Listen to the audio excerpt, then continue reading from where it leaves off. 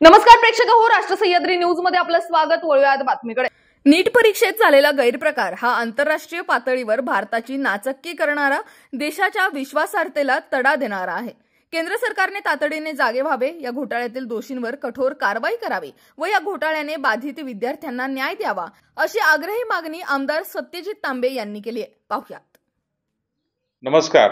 गेल्या काही दिवसांपासून आपल्या देशामध्ये नीटच्या परीक्षेवरून एक फार मोठा गोंधळ झालेला आहे. अनेक पालक माझ्याकडे अनेक दिवसांपासून तक्रारी करतायत. अनेक पालक माझ्यापाशी येऊन त्यांनी मला काही पुरावे देखील या सगळ्या गोंधळाच्या बाबतीमध्ये सांगितले आहेत. आणि आम्ही शासनाकडे पाठपुरावा करत होतो, केंद्र शासनाकडे पाठपुरावा करत होतो. त्याचबरोबर नॅशनल टेस्टिंग एजन्सी जी आहे त्याच्याकडे पाठपुरावा करत होतो की याच्यामध्ये कुठेतरी त्यांनी काहीतरी निर्णय घ्यावा आणि या विद्यार्थ्यांना, लाखो विद्यार्थ्यांना आणि त्यांच्या पालकांना, या देशातील सामान्य परिवारातल्या ज्यांना मेडिकल करण्याची इच्छा आहे, ज्या या देशाच्या डॉक्टर्स भविष्यातले बनणार आहेत, त्यांना न्याय देण्याची मागणी आपण केंद्र शासनाकडे करतोय. दुर्दैवाने याच्यामध्ये कुठल्याही पद्धतीचं ठोस पाऊल आजपर्यंत शासनाने उचललेलं दिसत नाही. कुठेतरी काहीतरी कमिटी नेमायची, काहीतरी चौकशी करायची आणि थातूर मातूर पद्धतीने या प्रश्नाकडे बघण्याची एक भूमिका आतापर्यंत तरी प्रशासकीय लोकांनी, केंद्रातील ही जी नॅशनल टेस्टिंग एजन्सी आहे त्या लोकांनी घेतलेली दिसते आहे. म्हणजे 10 मिनिटं पेपर उशिरा झाला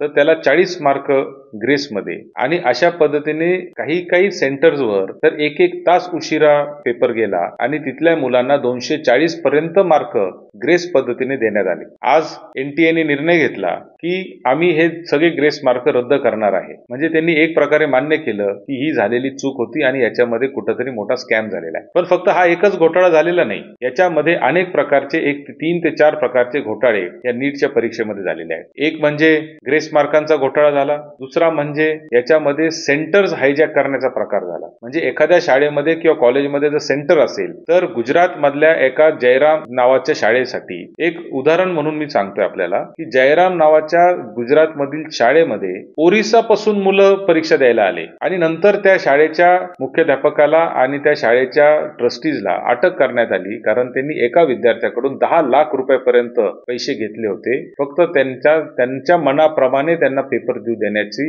एक मुभा त्या ठिकाणी केली. आणि असे प्रकार अनेक ठिकाणी देशामध्ये झालेले लक्षात आलेले आहे. त्यामुळे एका बाजूला ग्रेस मार्कांचा घोटाळा, दुसऱ्या बाजूला हायजॅक ज्या पद्धतीने केलाय तो घोटाळा, तिसऱ्या बाजूला पेपर लीक. अनेक टेलिग्राम ग्रुप असतील, अनेक युट्यूब चॅनल असतील, अनेक ठिकाणी या पेपर लीकचा देखील चर्चा आपण मागच्या काळामध्ये पाहिलेली आहे. म्हणजे पेपर लीक देखील झालंय, सेंटर विकत घेण्याचे प्रकार झाले आहेत, ग्रेस मार्कांचे प्रकार झाले. म्हणजे ज्या मुलांना 718, 719 मार्क पडूच शकत नाही, कारण ही परीक्षा ही 720 मार्कांची परीक्षा आहे. 180 प्रश्न असतात, 4 मार्काला 1 प्रश्न असतो आणि त्याच्यानंतर प्रत्येक चुकलेल्या प्रश्नामध्ये 5 मार्क कमी होतात आणि एखादा प्रश्नाचं उत्तर दिलं नाही तर 4 मार्क कमी होतात. त्यामुळे 4च्या पट्टीमध्येच ते कमी व्हायला पाहिजे होते, तरी 418, 419 मार्क या ग्रेस मार्कांमुळे विद्यार्थ्यांना मिळाले. आणि चौथा मोठा घोटाळा याच्यामध्ये जो झालेला दिसतोय की एकाच सिरियल नंबरच्या 7 पेक्षा जास्त मुलांना हे टॉपर झालेले आहेत आणि 67 मुलं यावेळेस 720 मार्क घेऊन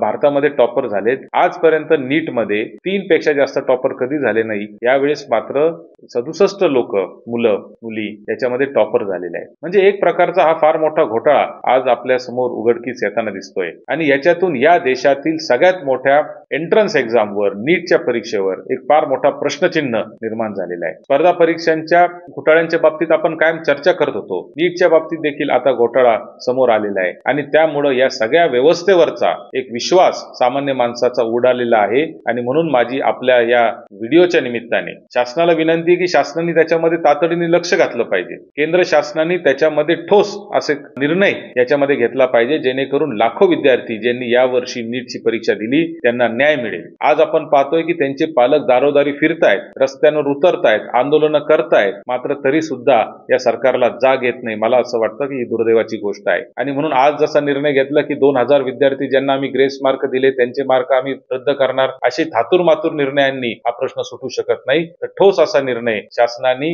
याच्यामध्ये घेतला पाहिजे, याची चौकशी केली पाहिजे आणि मला असं वाटतं की या देशातील लाखो विद्यार्थ्यांना न्याय दिला पाहिजे, त्यांच्या पालकांना न्याय दिला पाहिजे. सामान्य माणसाचे मुलं मेडिकलला जावे त्यासाठी मेरिट, त्यासाठी मॅनेजमेंट कोटा रद्द करण्याचा निर्णय केंद्र शासनाने घेतला. अतिशय चांगले निर्णय मागच्या काळामध्ये घेतले आणि आता मात्र मागच्या दाराने नीटच्या माध्यमातून धनदांडग्यांची त्यांचे मुलं याच्यामध्ये पैसे देऊन जर जात असतील तर मला असं वाटतं की सामान्य मुलांसाठी ही फार मोठी शोकांतिका आहे. आणि काय क्वालिटीचे डॉक्टर तयार होणार आहेत. हे पैसे देऊन तयार होणारे जे डॉक्टर आहेत, जे चोऱ्या माऱ्या करून कॉपी करून पास होणारे जे डॉक्टर आहेत, हे भविष्यामध्ये कशा पद्धतीने होणार आहेत, त्यांच्याकडून कोणती आपण आरोग्याची सेवेची अपेक्षा करणार आहे, हा खऱ्या अर्थाने मूलभूत प्रश्न आहे. आणि म्हणून देशातल्या सरकारने जागं झालं पाहिजे.